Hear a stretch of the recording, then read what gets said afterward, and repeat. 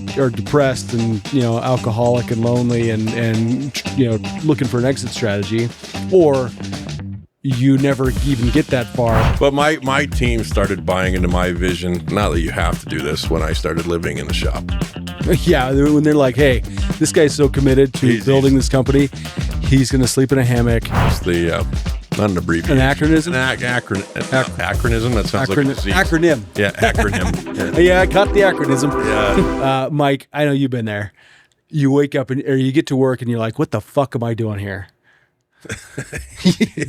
Right? Yeah. Like I wasn't expecting that. That's really good. Yeah. Yeah. That's fantastic. There's days like that, and I have to decipher whether it's because I'm just bored that day or it's been a lot of stress. Yeah. Or both. It's been a lot of stress. Ryan's an hour late.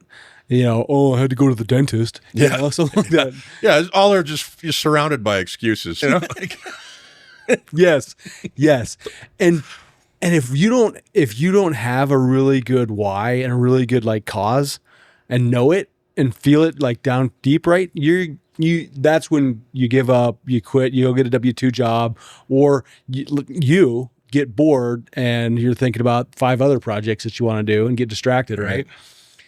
So tell me more, Ryan. What does that look like in a business? That was perfect commercial. Let me tell you, Mike. Yeah. You're talking about. Sounds like you're talking about vision. Right? Yeah. Well, having that vision for your 2020 your life, right? and 2020. You went to the dentist once and were late. So next week, do you have an eye appointment? What's going on there? I have perfect vision, so I don't ever have to go to the eye doctor.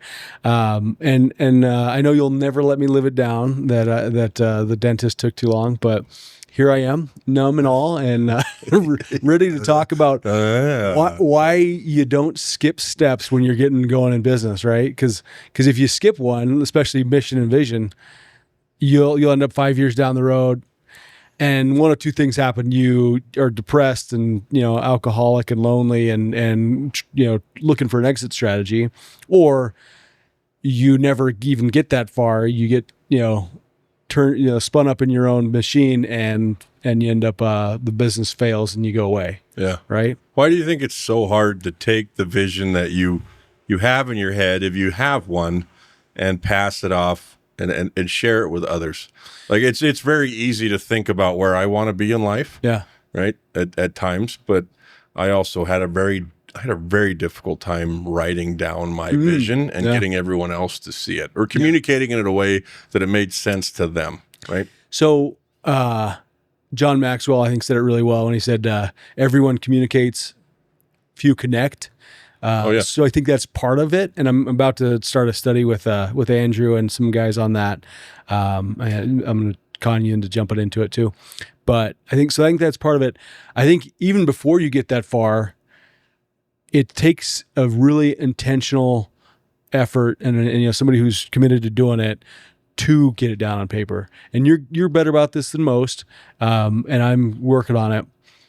But yeah, sitting down and really asking hard questions and not just taking good answers, but going for amazing, really life-changing answers on who you are and where you're going and why. Because if you just want, 6 figures and, a boat and, an okay life or whatever, then you can probably get by without that.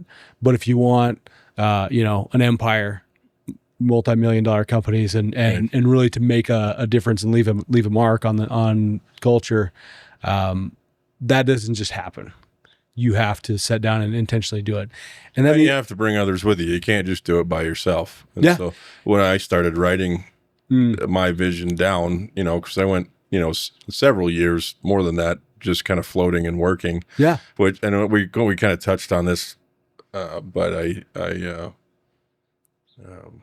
didn't have direction. I just worked. Now I didn't need, and that's why it was part of the reason it's been hard to create vision in this company, or it was for a while, to figure out how to communicate it. I don't know if you're giving yourself enough credit. You've cast your vision to me. I caught it. Well, yeah. And that's now, but there's still a part of me that's still stuck in the fact of why do you need a vision statement here at work? I know the vision for the company, but why do guys need purpose? Hey, knucklehead, just get to work and shut up, right?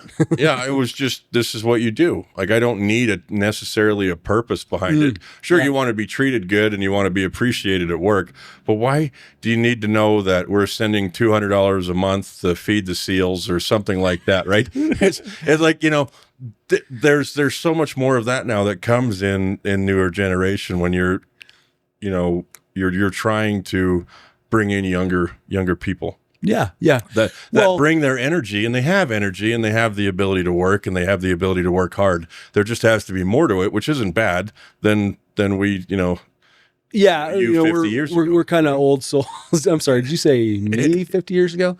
I'm not the one who constantly gets called 50 years old. There's so much potential there. You just got to figure out how to unlock it. And once you have that purpose. So, on that note of, you've listened to Simon Sinek. Yeah. Yeah. Start with why. They start with why. That was one book, and then Leaders Eat Last was another one, and he's talking about. I'll have to read that one. It was a hard read. Obviously, I'm eating first. Yeah. It was a good book, and it took me several months to get through it just because of how he was talking through it. Yeah, he has his own unique style. It definitely was unique, and you could see it in there. And it brought in a whole bunch of. Like prehistoric, how we used to run in packs, kind of shit. Oh yeah, yeah. And so, but very good on teaching Fortune 500 companies how to relate and hire in. So they had to change just basic cubicles to having parties and cakes and stuff like that, which mean literally nothing to me. Like, I didn't even celebrate birthday parties, barely. Right? I just don't. Yeah. It drives me nuts. I don't tell anybody when my birthday is. I don't want to celebrate it at work. That's a at-home thing. And it drives me nuts when people are like, "Oh, it's so-and-so's birthday. We're going to have a party." And it's like, no, go to work. We only have so much time to work anyway. Let's go get some stuff done. Yeah. But it does make it more enjoyable. It's not a bad thing. It does. I'm just I'm with you. Like, I agree with you. And it's like, well, no, it'll happen when it happens, right? And but they work so hard, and I've come back in several times, and I do appreciate it. I don't fully understand it, but I do appreciate it, and it makes the workplace fun because of the enjoyment that everyone else gets out of it. Yeah, and I'm half in jest because I grew up with a work ethic of like, no, you work now. You can have fun when you're old and too crippled to work. Yeah. Yeah. And get your pension and go enjoy your life when you're 65. Yeah, and we're be retired for 2 years and then die. Yeah. And it is a better model, and I do think that there's a lot to be gained from enjoying things and having a passion for it. Plus, we've seen when somebody's got a passion for something, they work so much harder and so much better, and they're more loyal. They'll put up with more to get the job done because it's not just a paycheck. Right. And it's a family, and we've created that now. But I can think of, and it probably would have helped. It's very difficult to look back on life and go, if I'd have worked in a place, in a work environment that had purpose and brought in some of that joy, would I have found the vision for my life sooner? Because I had like a plan and I had good intentions. Yeah, absolutely. But I never got to any of them. Yeah. Right. And 10 years went by, and I had worked incredibly hard for nothing. Right. And so if a company had come in and said, hey, maybe you should work on personal growth. Right. and here's hey, you're making me uncomfortable. All right. Here's some things that we want you to be, because this is the vision for our company. I've never worked enough. I mean, after, I don't know, 24 jobs or whatever it has been that I've done, not a single one of them had a vision statement or a mission statement. They just worked, and they were good at it, and they taught me a lot. And so now, even then, it's like, I think, oh yeah, if I had a company that said, hey, why don't you read this book? If I had a boss that was like, hey, read this book, I like to read. Well, nobody ever showed me these books until I was older. And well, yeah, what's your, sit down and talk to me and say, hey, you're working here, you're making good money. What are you doing with your finances? Because here as a company, we want everyone to have the best life possible. Or did you have a plan for a house in the next 4 years? Or what are you doing like that? Right. And all those things are tied into mission and statement, or vision and mission statement, because you know where the company's going. So everyone that falls underneath of it has to know where they're going as well. Yeah. And as soon as you get into that mindset, then you go, okay, well, I want to get somewhere as well. I want to stay with this company, and I should be able to get everything I want. How do I get that? Well, here's a clear pathway to get what you want. Yeah. And you have to know that vision. And it started with me writing it down and knowing where I was going. And then as you come in as a leader, you have to realize that you're not just leading by being the boss and being better at the job, right? And being good at it, which is how commonly I've led in the past. Now it goes, I don't need to be that. I don't need to be the best at my job. I just need you to understand that we're all going in the same direction. Yeah. And oh, by the way, if you are the best at this thing, lead us. Talking to the guys underneath you.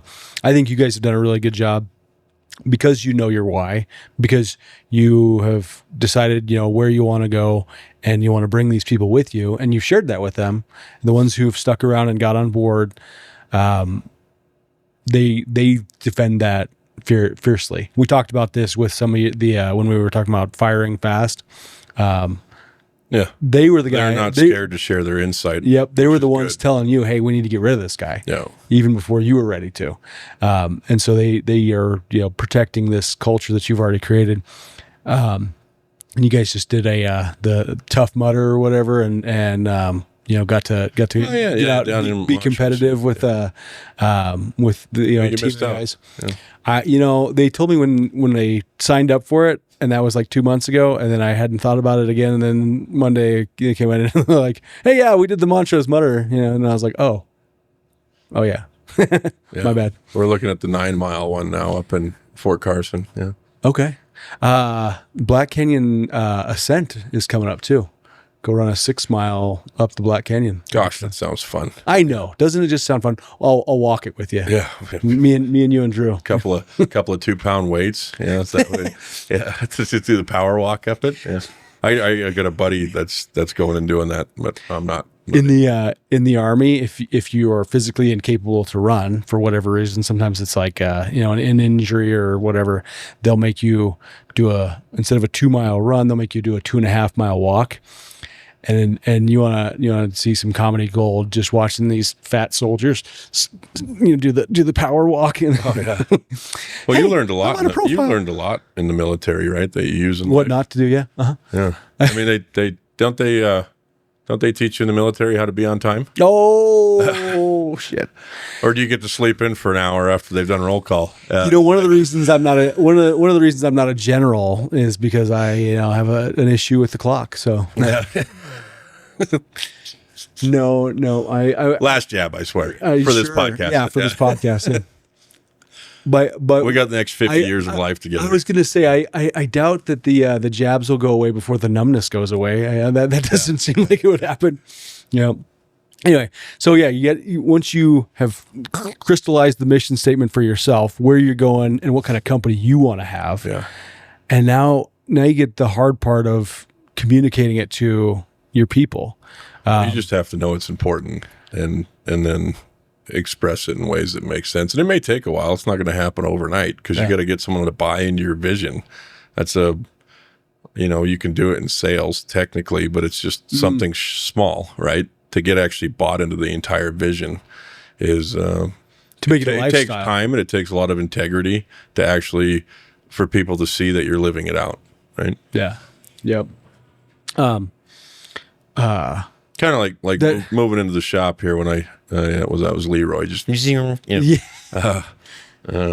to go scrap his iron and his metal. But my team started buying into my vision. Not that you have to do this when I started living in the shop. Yeah, when they're like, "Hey, this guy's so committed to building this company, he's going to sleep in a hammock, cook stuff off a hot plate because that's what the business needs right now because it needs him to pour all the profits back into it." Yeah, that's a really visible way to when you have to live life all in, right? Until the vision's bought, and then you bring in your leadership team, and they've bought into it, and then they can keep spreading it. Yeah. So even as I take more time off and things like that, it's still something that they might give you a hard time, but they know you're still all in. Exactly. Yeah. That's awesome. So the goal is write down your thoughts, take the vision and put it on paper. And then once you put it on paper, break it down, come up with I was going to say algorithm, but that's not the right word. What's the, not an abbreviation. An acronism? Acronism. That sounds like a disease. Acronym. Yeah. Acronym. Yeah. I caught the acronism. Yeah. Like you wiped your head off a bike. Yeah. I don't know. And amnesia? Anesthesia? Yeah. All right. I think that successfully makes our point. I think that the dental appointment's not helping you right now. You've forgotten how to use your words. I think I'm still really good with my words. Yeah. I've been going to word school online. All right. We'll see you guys next week.